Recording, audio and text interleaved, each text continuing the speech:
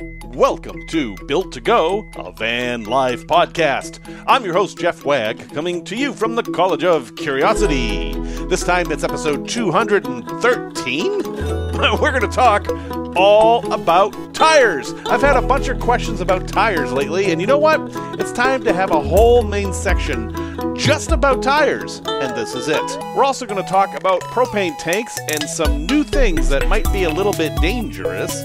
A product review about a couple of fairly inexpensive fans that might be perfect for your rig, and a place to visit that involves unartificial light. Some fun stuff there.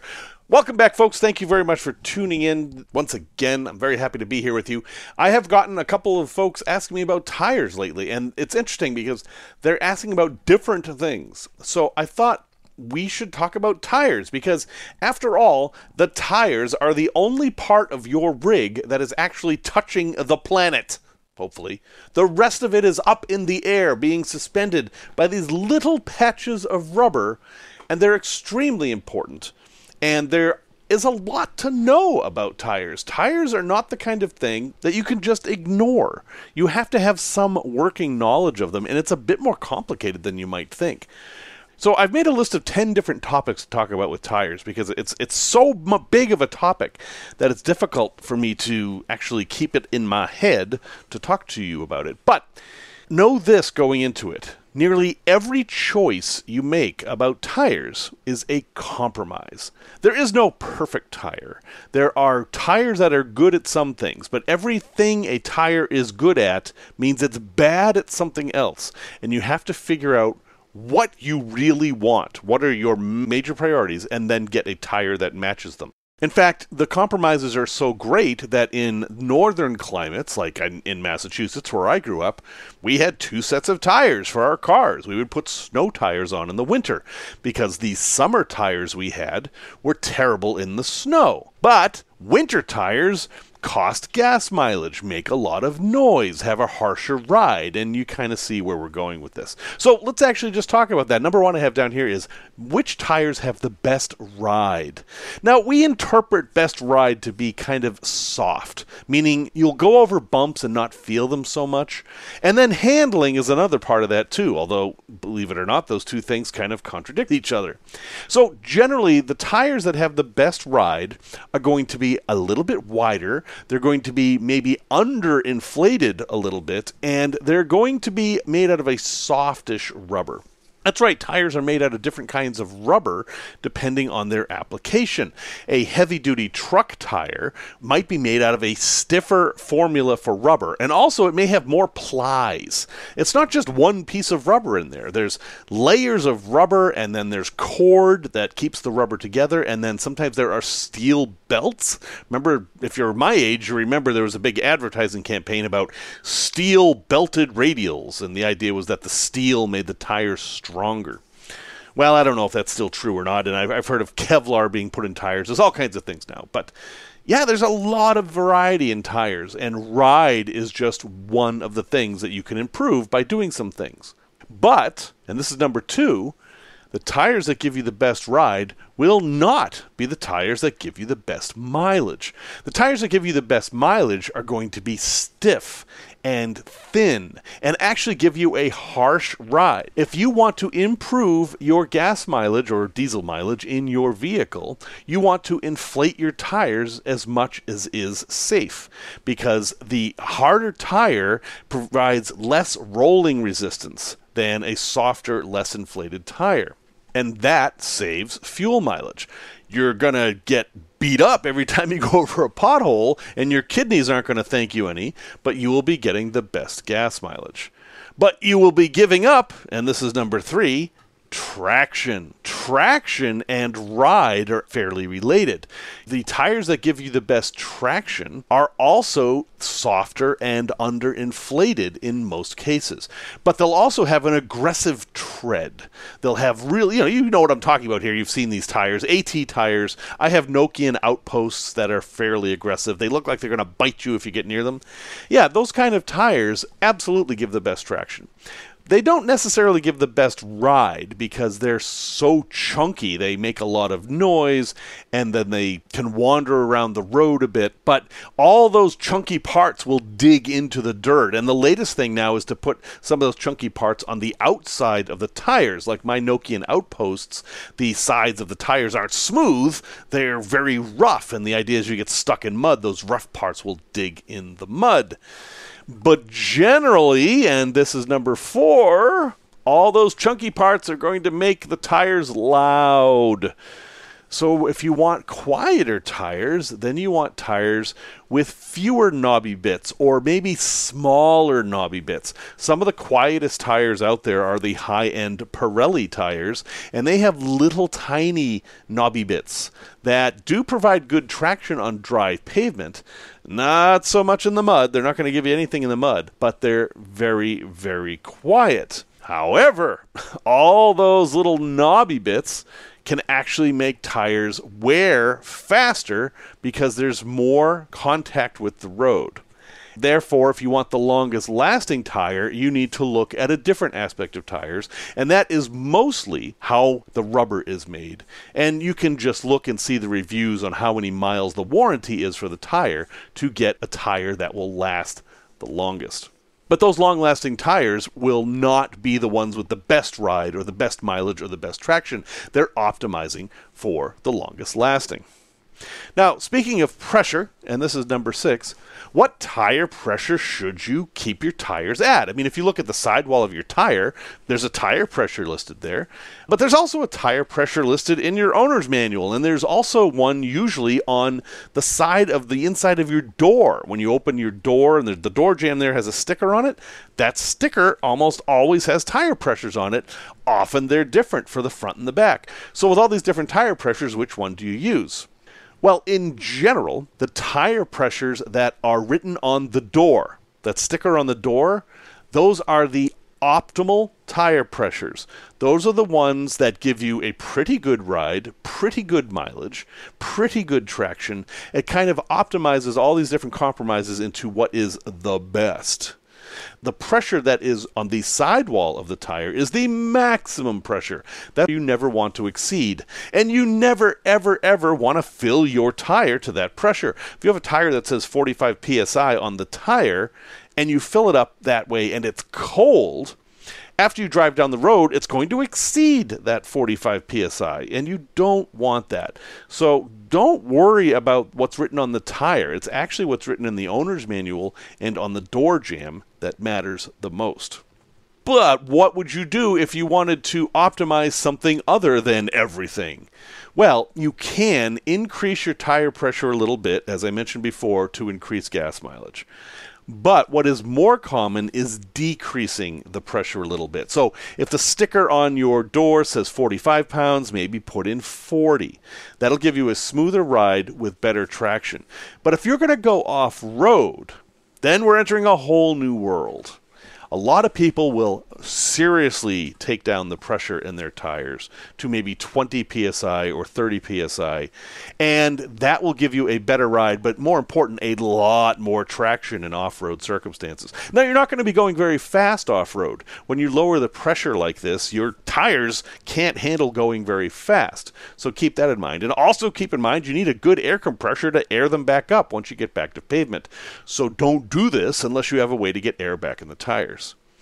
Now, there's an important thing to talk about with lowering pressure in tires, and that is if you lower it too much, the bead can come off the tire and your tire can go instantly flat, and that can be a pretty difficult repair if you're out in the boonies. So don't lower it too much. I think 20 is pretty safe if you're being cautious. I would only go lower than that in an emergency situation, like if I were really stuck. I would see maybe lowering it down to 10 and then being gentle with it as I tried to get out, but then I would pump it back up higher than that as soon as I could. So be aware of that. And yeah, get yourself a good air compressor and a tire repair kit. They're fairly inexpensive and good insurance to have. Now, some people think it's better to put bigger wheels on their vehicles. Now, this was very popular with the NV200. A lot of people thought the NV200s had too small wheels, and they were a weird size wheel, too, to add insult to injury. And you can do this, and it will give you better traction, and because there's more rubber hitting the road, and it can raise your vehicle up. It's like a little bit of a lift, and some people like that. And what a lot of people like is the look of the bigger tires. Like, ooh, wow, I've got like this big, massive Hot Wheels car or something. I am not one of the looks people, but I know there are many of them. Some folks will just get a really big rim and then a really thin tire. These are called low-profile tires. And they're really not great for anything we're doing. Those kind of tires are meant for highways only. They're not very good off-road. And when I saw that Land Rover was coming out with standard low-profile tires, I really had to question what they were doing. Well, no, I didn't. They were not interested in off-road anymore. They were just interested in being cool-looking. So anyway, rant over there. You should know if you put bigger wheels on, you can have all kinds of problems. The wheels can rub against your fenders. It's going to mess up your speedometer because if you think about it, your wheels will take longer to do a rotation. So your speedometer is going to read too low of a rating, which is bad because you think you're doing the speed limit, but you're actually going faster, as your GPS or a cop's radar will tell you. And you're going to lose some gas mileage. Smaller tires are better in gas mileage because there's less rolling resistance with a smaller tire. So I would think twice about getting larger tires. I know some people love that, and I know if you're going to do a lot of off-roading, like if your vehicle's going to live in the dirt, yeah, okay, there are some advantages there, and you might want to consider it.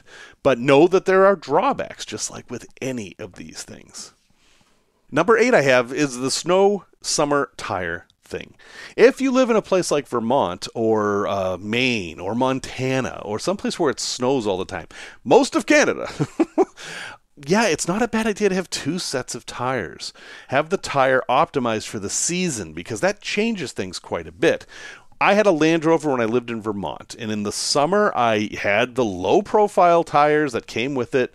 Very expensive tires with the stupid big rims, whatever, it came with it, and it was fine. I did not do that much off-roading in Vermont. But then in the winter, I actually had replacement wheels, and I put in Nokian Outposts tires. These are Finnish tires that are just amazing, and they were studded, and that thing was a beast in the winter. It was impossible to get stuck. That's not true. I may have been a little overconfident, but those tires really, really performed well. But if I had kept them on in the summer, the studs would have made a lot of noise, they would have messed up the road, and I would have had a lot more traction, but my gas mileage would have suffered. Anyway, folks in the South may not have ever heard of this changing tires thing, but yeah, in the North it's fairly common, and it's not a bad idea. Now, tires have a bunch of ratings on them. You know, there's a speed rating and a load rating, and there are charts for these things. It's not hard to look up a tire speed rating chart, but some of them are a problem, and actually, van life people have to be careful of this. For example, if you have an L-rated tire, L-rated tires are for off-road and light-duty trucks. So like an NV200 or a Toyota Tacoma or something like that, you might find an L-rated tire for those. And they're fine, except that they have a maximum speed of 75 miles an hour. I mean, that's below the speed limit in some places in the United States. So that's something to be aware of. That might not be a good choice. Then there are the R-rated tires, which I think are probably better. That's a heavy-duty light truck tire. It's good for 106 miles an hour. So that one is probably more reasonable for our vans and trucks. But you have to be careful. When I got my NV200, the front tires on that vehicle were for cars. They were car tires.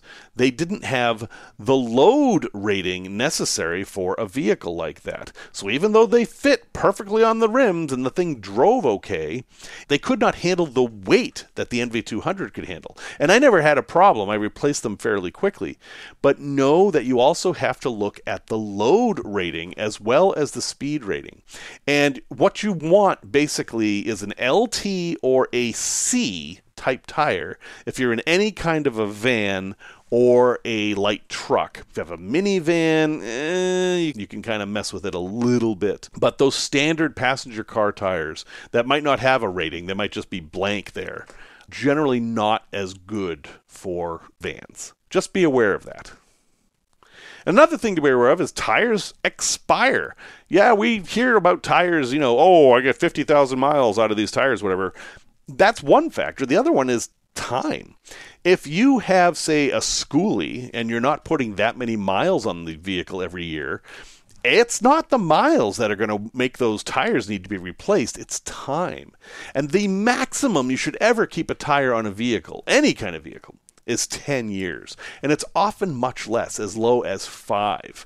Now, there's a way to tell how old your tires are without keeping good records or anything. Every tire manufactured has a little kind of a highlighted area with a 4-digit number. And that 4-digit number is a very simple code. The first 2 digits are the week it was made. So the first week of January is 01. The last week of December is 52. You get it. In the middle somewhere, obviously, it's going to be like 26. June will be 26. That's the easy part, but it's not the most important part. The next 2 are the year. So let's say your tire was manufactured in January of 2022. The code would be 0122 or 0322, depending on which week in January it was made. And so looking at that, you know that, okay, in 2027, these tires will be 5 years old, and I have to replace them by 2032.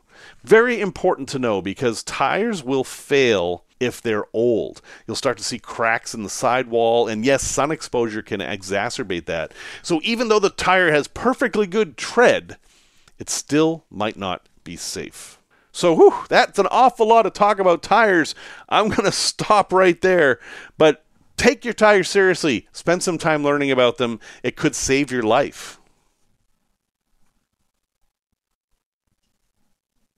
Thank you very much to Robbie and an anonymous person for buying me some diesel this week. I certainly appreciate it. If you would like to help support this podcast and keep the ads away, please visit buymeacoffee.com/built-to-go. That's 2 T's, not 3, not 1.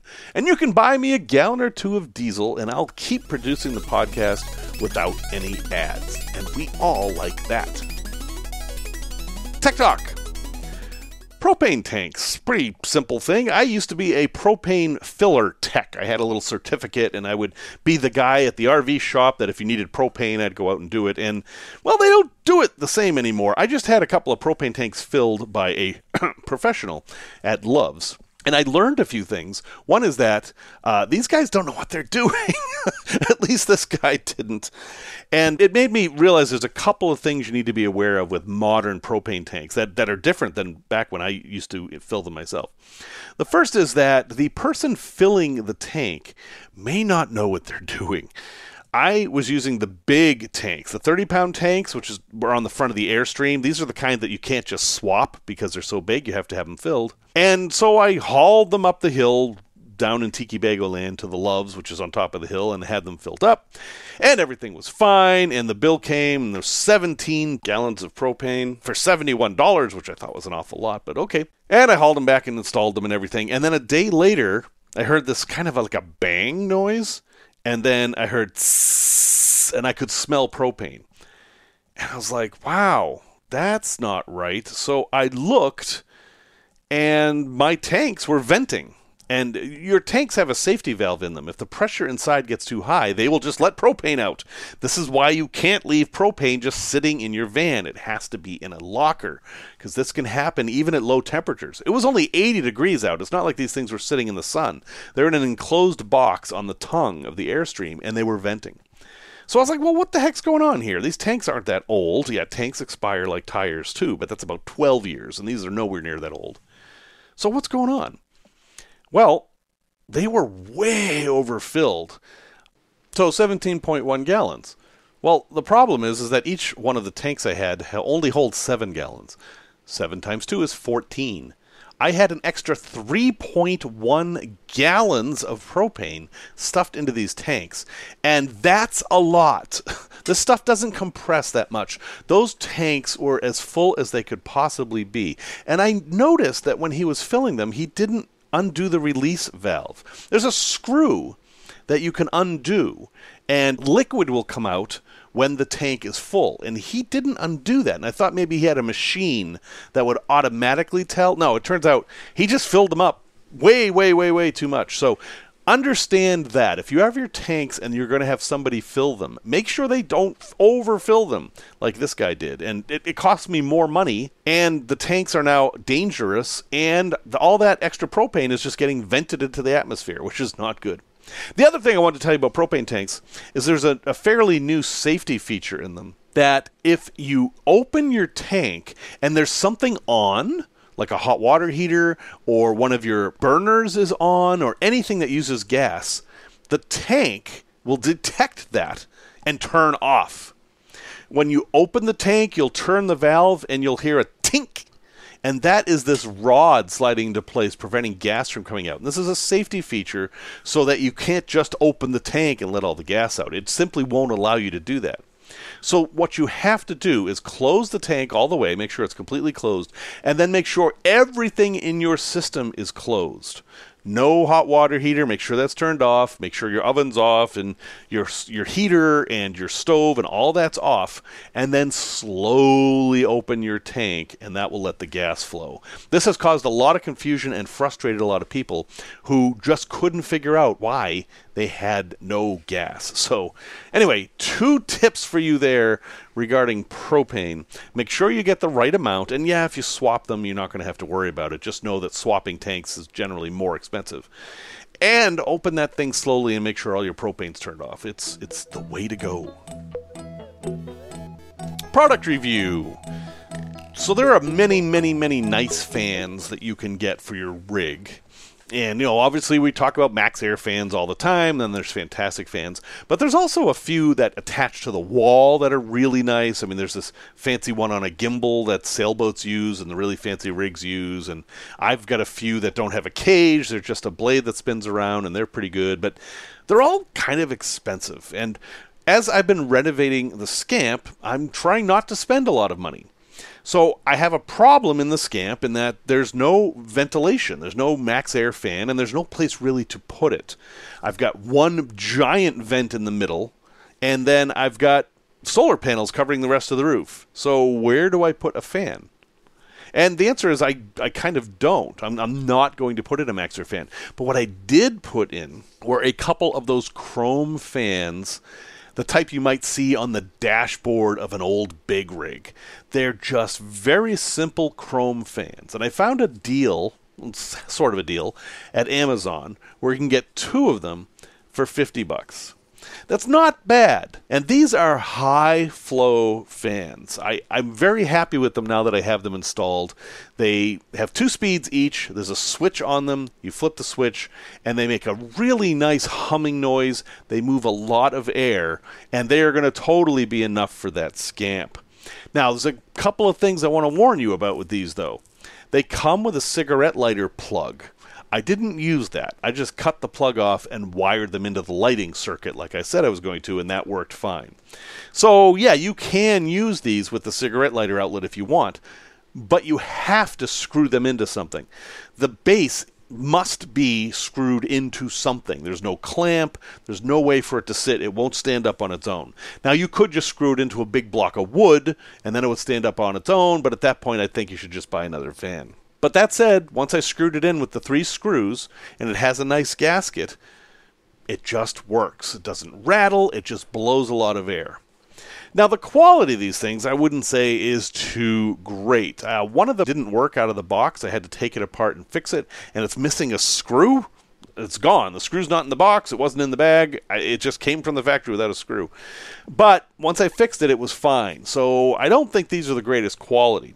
But for $50, you can get a lot of 12-volt airflow from these 2, and I think they're probably worth a look.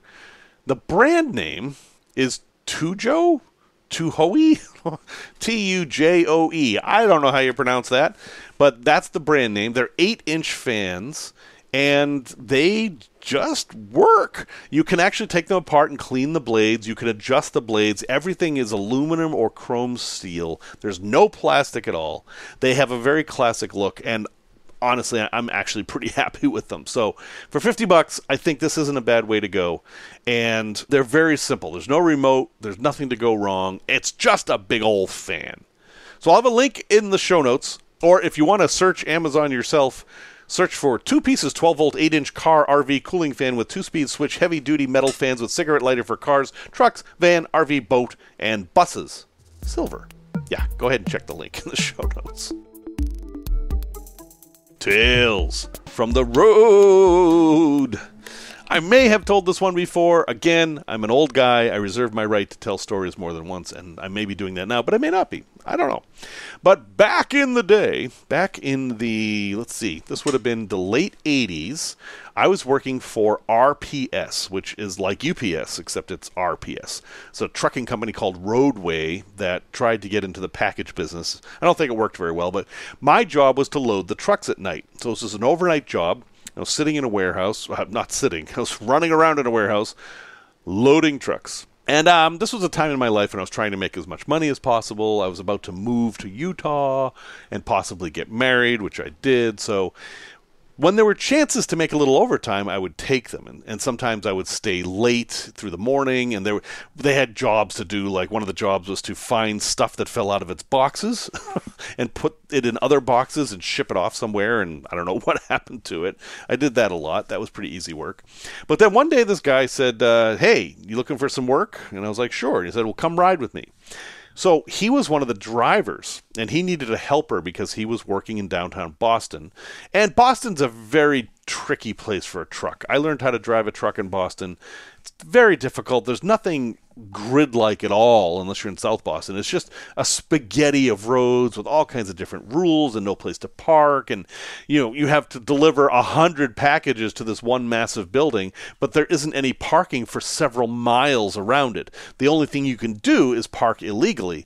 And that's actually what the drivers do. They just park illegally, and they know they're going to get the ticket, and they just pay it. It's kind of crazy. But this guy had a very heavy day, and he was by himself, and he just wanted some help. And I was a strapping young lad, so I figured, what the heck, and I'll go make some money. Now, this guy was, he was, like most of these drivers, very work-focused, very efficient. If you've ever spent any time with a UPS driver, they're very efficiency-focused, and this guy wasn't that much different. But he was a little odd, and he liked to cut corners and stuff, and all right, that's fine. This is his route. He would tell me, here, give me a handful of packages, take them over there, and I would, and that would be my day. It was on the ride home that things got strange. We are driving home from Boston. Now, our depot is in Woburn. That's Woburn, Woburn, Massachusetts. And we were heading from Boston to Woburn. And we got to a part where the traffic had eased up. There was only one seat in this truck, the driver's seat. I was standing in the back, kind of behind a bulkhead. Totally not legal, but this was life in the day. And the guy says, hey, do you know how to drive this thing? Now, as it happened, I had a commercial truck driver's license, so yeah, driving a step van wouldn't have been any trouble at all. And I said, oh yeah, sure, I could drive this thing. And he said, okay, here you go. Now, we're doing 60 miles an hour up 495, and he just gets up and comes into the back of the van with me. So while I'm staring there wide-eyed and jaw-dropped, we are both in the back of the van as it's going down the highway at 60 miles an hour. Now, it was slowing down because he wasn't stepping on the gas anymore, and being that it was a manual shift, it was slowing down a lot. But there was nobody driving. And so, fortunately, my reflex was like, holy cow, I better grab the wheel. So I ran up front and sat in the seat and grabbed the wheel and took control of the situation. And before I could turn around and say, what the hell was that? He's climbed up onto the parcel racks and he's gone to sleep. Like instantly. Like in 3 seconds, this guy has gone to sleep on the metal rack. And so I'm driving this truck just completely awake now. I mean, let's not forget, this is a double shift. I had been working since 10 p.m. the night before, and it was 5 p.m. the following day. I was no longer tired. He was, of course, and he didn't even have to stay up all night. So I drove back to the depot, parked the truck, he paid me, and that was the very last time I ever worked with him. Because that was the single most dumb-ass thing I have ever seen anyone do in a vehicle that I was in. A place to visit. It might be too late for this, it might not be, I don't know, but you should know about this. In the Smoky Mountains in Tennessee, they have fireflies. Now, they actually have 19 different species of fireflies there. There's many more than that across the United States, and this time of year is when the fireflies start coming out and doing their thing, which, of course, is to blink at us, and we like it because it's bioluminescence and it's very cool. And yes, I know that other places call them lightning bugs and things like that, but fireflies is what I'm going to call them because I'm a fan of the TV show. So there. Anyway, the Smoky Mountains has a special claim to being the world capital of fireflies, not because of their 19 species, but because of one species they have that is called a synchronous firefly. Fireflies blink at different frequencies. They do all kinds of different things with their blinking. Some of them blink to attract mates. Others blink a fake blink to make the other firefly think it's a mate, and then they eat them. There are these weird fake cannibal fireflies out there. Some of them blink once, some blink 3 times, some blink as they fly and do these loops in the air, but the ones in the Smoky Mountains blink all at the same time, like Christmas lights. During parts of the year in late May and early June, you can go to the Smoky Mountains, and the trees will all blink like they have Christmas lights on them, all at the same time, on, off, on, off. And it's fireflies doing it. It's a very cool natural phenomenon. If that sounds like something you want to do, cool, I encourage you to do it. That's the good news. The bad news is, this is so popular that you actually have to apply for a lottery to get in there and see it. And there's a separate lottery for parking. There are so many people that want to get into the Smoky Mountains and see this that it's actually a big issue. So, what do? Well, first you go to the link in the show notes, and that will take you to the lottery, and you can go through that whole process. Or you find someplace else in Tennessee to watch this, because obviously these fireflies just don't hang out in the Smoky Mountains. Tennessee is where these things are. So it's a very cool thing. I have seen this, not in the grand scale of the Smoky Mountains, but I have seen it occasionally in places I've been. It's all about what species of firefly is where you are. And it is a very cool thing. So I do have a link in the show notes for this specific one. It's one of the world's, or at least the country's, great things to see. And that is the synchronous fireflies of the Great Smoky Mountains. You might be too late to see it this year, but you could get in on the lottery for next year. Resource recommendation. I just had to do something to my truck. My truck is an 8-foot-long bed. It's a 2019 Ram 1500 Classic. It's an old-fashioned Dodge, big, dumb Dodge pickup truck. I mean, it's a Dodge. It's not even a Dodge anymore. It's a Ram. Big Ram pickup truck, kind of an old-fashioned 2-door. Nothing fancy, but I bought a cap for it. Really old cap. It's probably 15 years old, and I don't even know what vehicle it came off of. It might have been another Dodge, but it was a much older one. And it doesn't fit the bed exactly right. It's long enough. It's 8 feet long. That was the important part.